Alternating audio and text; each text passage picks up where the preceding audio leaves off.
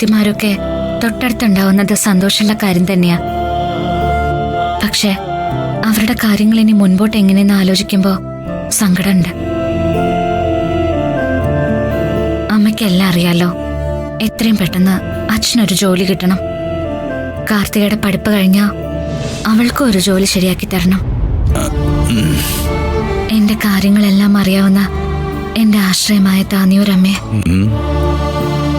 എന്റെ യാചനകൾക്കെല്ലാം ഫലസിദ്ധി ഉണ്ടാവണേ.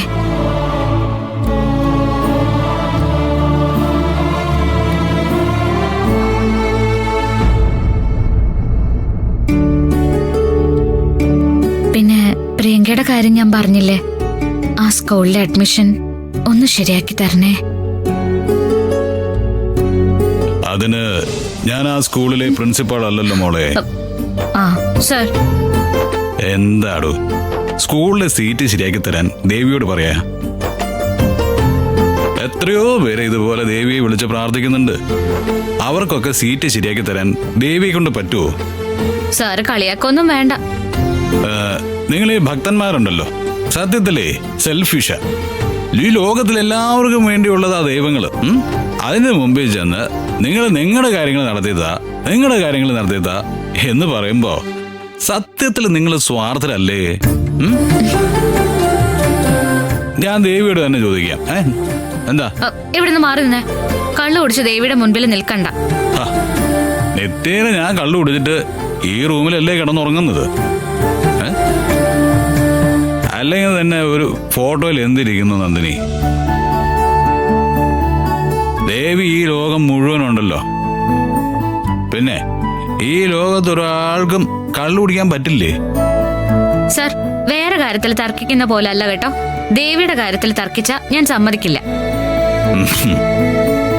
ദേവിയുടെ ശക്തി സാറിന് അറിയാഞ്ഞിട്ട്. എന്നാലേ ഞാൻ ഒരു കാര്യം പറയാം. അത് താൻ ദേവിയെ കൊണ്ട് ശരിയാക്കി തരണം. പറ. ഞാൻ ദേവിയോട് പ്രാർത്ഥിച്ചു പറഞ്ഞാലേ അത് നടന്നിരിക്കും. എന്നാ എന്റെ അമ്മയുണ്ടല്ലോ, പത്മാ മേഡം, അവരുടെ സ്വഭാവം ഒന്ന് ശരിയാക്കി തരണേന്നൊന്ന് പ്രാർത്ഥിച്ച് പറ. നടക്കില്ലല്ലേ? അത്രേ ഉള്ളൂ. വിശ്വാസമൊക്കെ നല്ലതാ, പക്ഷേ മനുഷ്യൻ ജയിക്കണമെങ്കിൽ മനുഷ്യൻ പ്രവർത്തിക്കണം. അല്ലാതെ ഈ പ്രാർത്ഥനയൊക്കെ തനി ഫ്രാഡ് പരിപാടിയാ. എന്റെ പ്രാർത്ഥനയെ കുറിച്ചൊന്നും പറയരുത്.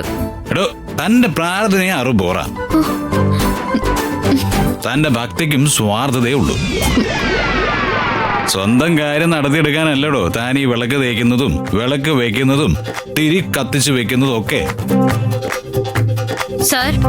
ഞാൻ ചോദിക്കും, തന്റെ ദേവിയോട് തന്നെ ചോദിക്കും, തന്റെ ഭക്തി സത്യമാണോ കള്ളമാണോ എന്ന്. ആ ദേവിയേ,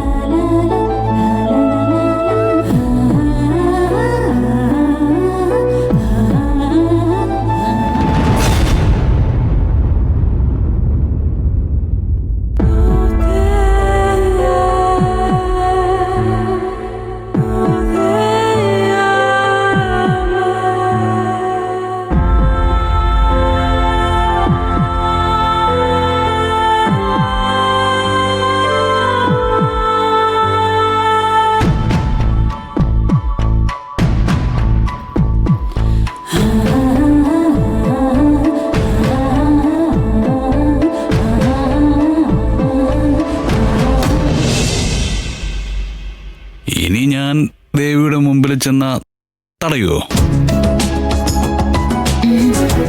ഇല്ല. അതെന്താ, തർക്കം മതിയാക്കിയോ? അതെന്താ? ഇത് ശരിയാവില്ല.